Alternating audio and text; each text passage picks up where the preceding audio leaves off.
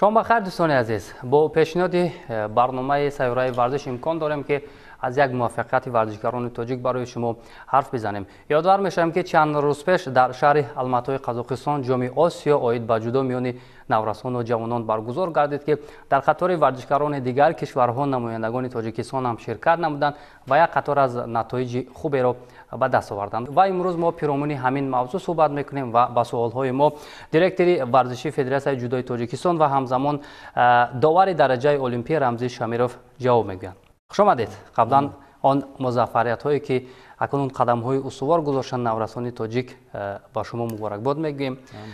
قبلا پیش از آن که در مورد نتایج علاهیده ورزشکاران صحبت کنیم، من میخواستم نخست در مورد آن نقشه که فدراسیون جودوی تاجیکستان قبل از سفربری داشت تا کجا عملی شد.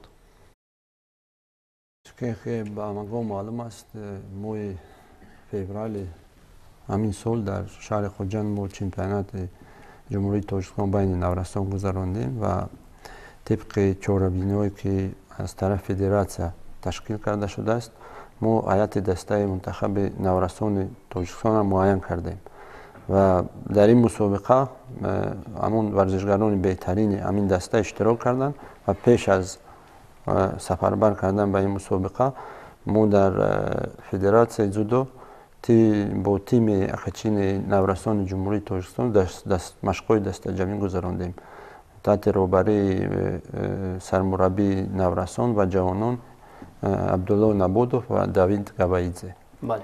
آن نفرانی که سفربر شدند بیشتر از کدام جهت شما آنها رو برتری دادید؟ اولا همون ورزشکارانی که صاحب جای یکم شدن در چمپیونات جمهوری تاجیکستان ما امکانیت به ویها میدیم که ویها سفربر کنیم، چون که تجربه در کار و در آینده در مسابقه جهانی یعنی مسابقه چمپیونات آسیا و چمپیونات جهان که در ماه آگوست در خروات برگزار میگه سفربر مینویم. بله. دوستان عزیز، یادآور میشویم که ما در این مسابقه 13 پهلوان داشتیم که از میان نورسان 7 نفر و از میان جوانان 6 نفر که با 4 نشان برنجی و 1 طلا به وطن برگشتند. خب اکنون بیاید نخست در مورد نتایجی که نورسان نشان دادن حرف میزنیم. لایق قطب‌الدینوف در وزن 55 کیلوگرم واقعا هم تا مرحله نیمه‌نهایی یک رقابت خوب، یک رقابت دیدنی و مبارزه خیلی شدید نشان داد و در دور نیمه‌نهایی شکست خورد. به فکر شما برای لایق چی نرسید تا به نشان طلا رود؟ البته شما درست قید که لایق فکر از بهترین ورزشکاران در همین مسابقه به حساب میرفت و در وزن خود سزاوار جای سوم اشغال کرد و نرسیدن همون تجربه ورزشی و امکانیت نداد که سزاوار جای یکم شود.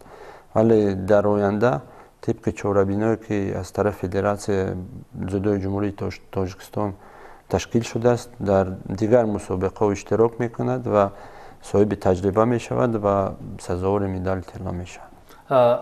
از جهت اجرایش اصول ها و روند آزمایی ها و مثلا نشان دادن هنری خوب در رشته جودو، یعنی قطب‌الدینوف خوب بود؟ بله، قطب‌الدینوف بسیار خوب بود ولی تجربه شون نرسید برای در دور دیگر رفتن و در وقایع فینالی برآمد کردن. بله، البته قدم های اول است برای نورسان. این نتیجه اول است که لایق به دست می‌آورد. گمانم که اکنون آن نقشه‌ای که فدراسیون جودو روی دست می‌گیرد قید کردن ضرور است که بار اول در تاریخ جمهوری تاجیکستان دسته نورسان و جوانان یک جای سفربر شدند.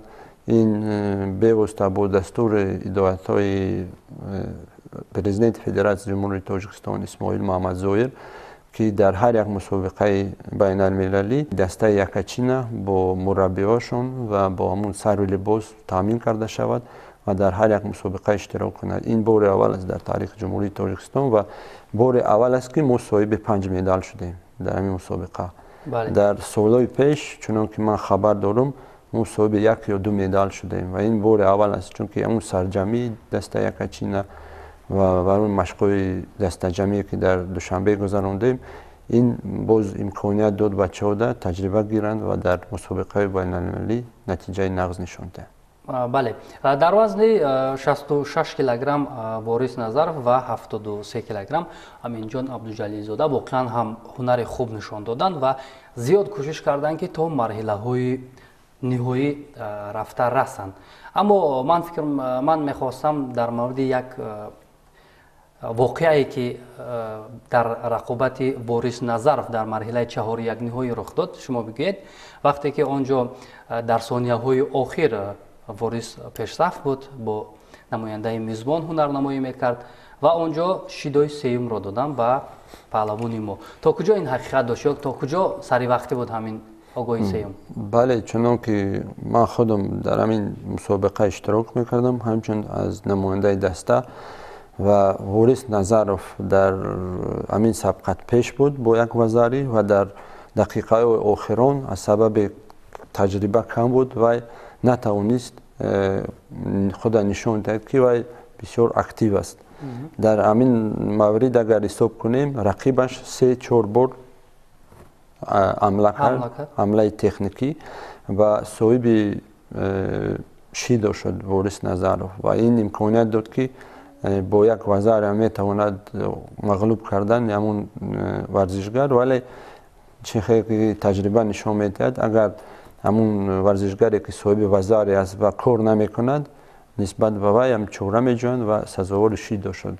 ولی ما در آینده کوشش میکنیم که با مربیان دسته با داوران کار کنیم و این نورسان را یاد دهیم که از جهت تاکتیکی چه سبقت بریدن. بله، یعنی شیدا با مورد بود. بله چون که سه اتاکی که پیشکی بود و حساب میشد، چون که قاعده است که همون داور همون کمیسیون حساب میکنه که اگر وزاری داشته باشی و شما کار نمیکنید، حریف اگر 3-4 مرتبه همون عمله را اجرا کند به فایده وی میشد. بله، خب در مجموع بعدا بوریس توانست که راه خود را ادامه دهد و برای نشانی برنجی هم مبارزه برد، بالاخره موفق گردید. بله، از دیگر دسته ها با فکر نکردند که تاجیکستان به این نتیجه ها نائل شود، چون که سالهای پیش در این مسابقه 1 تا 2 تا مدال گرفتیم، هم طلا شد هم نقره شد، ولی این دفعه ما صاحب 5 مدال شدیم.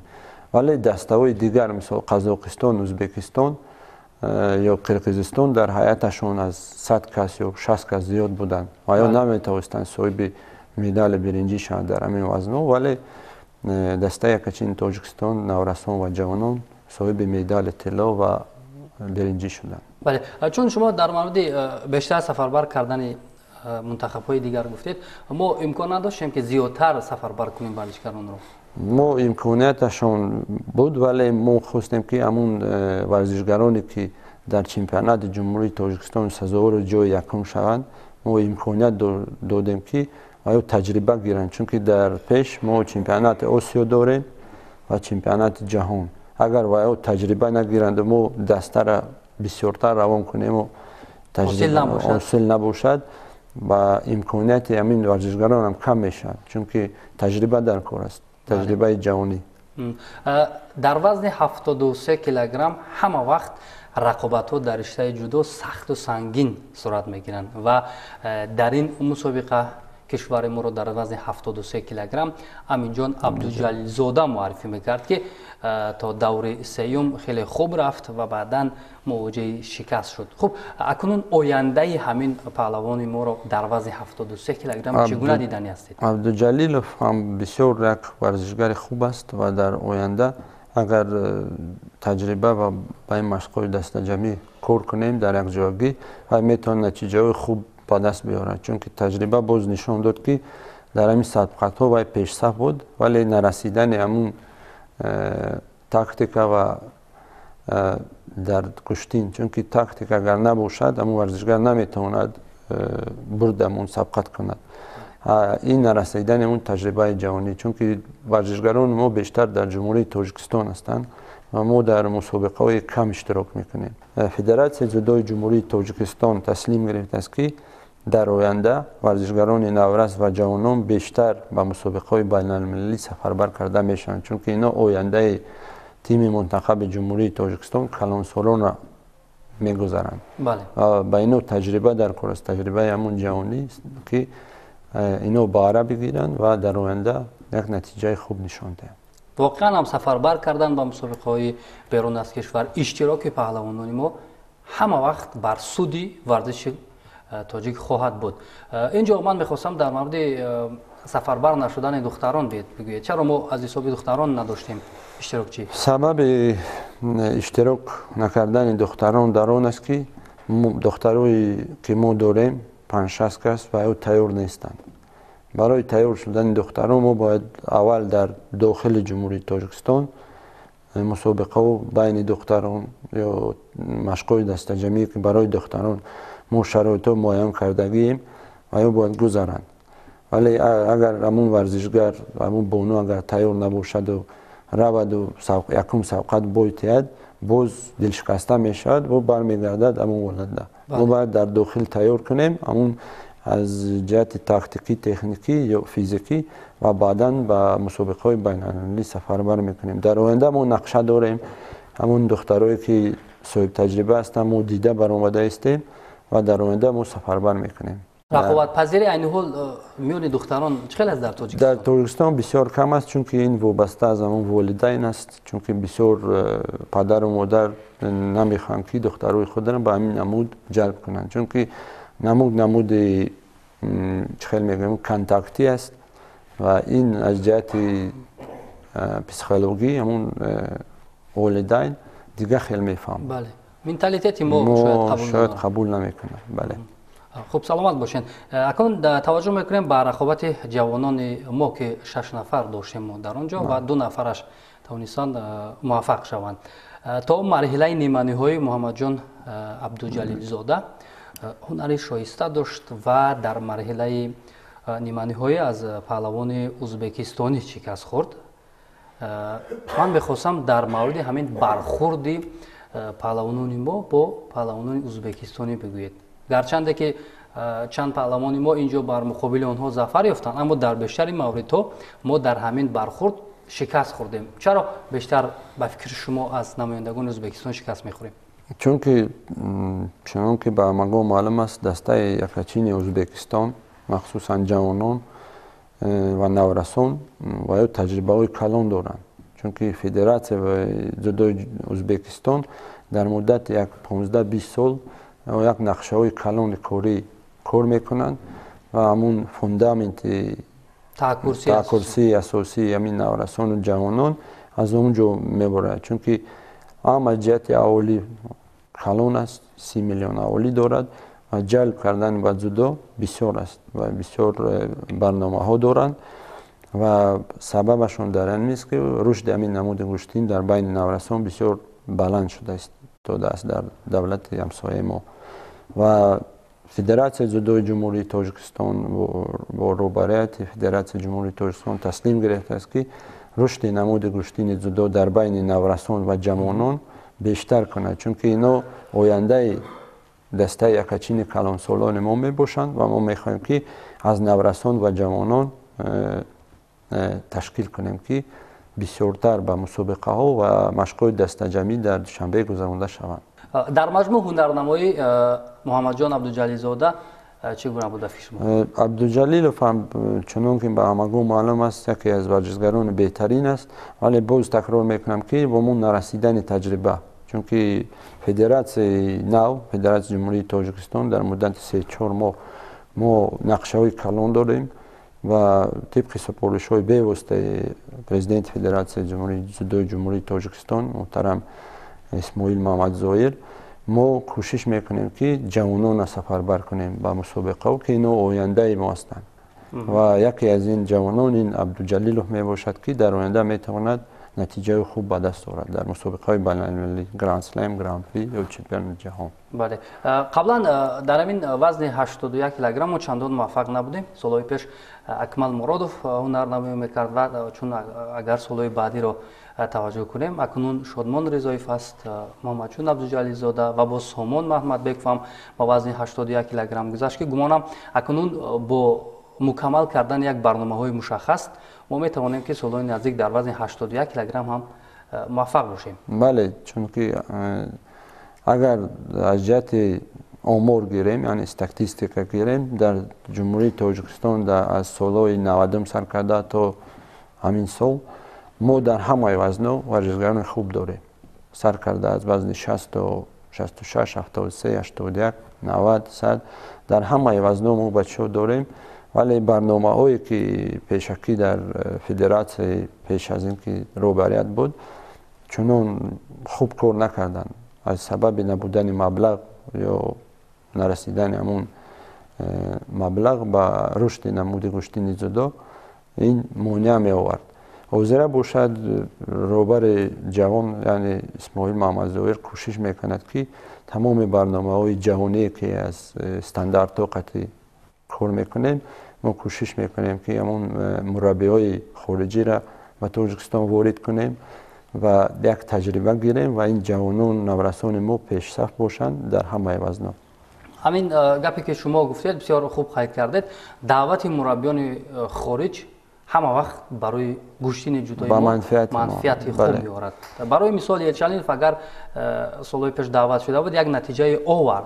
اکنون بله فرصت آن رسیده است که چون مبلغ گذاری اکنون بیشتر شد، توجه زیادتر شد و امکان هم هست که دعوت متخصصان خارجی رو به تاجیکستان بیشتر کنیم. بله شما درست قید کردید که از سال 2008 تا این جانب ما در چمپیونات جهان در بازی‌های المپیک ما نتیجه را به دست نآوردیم.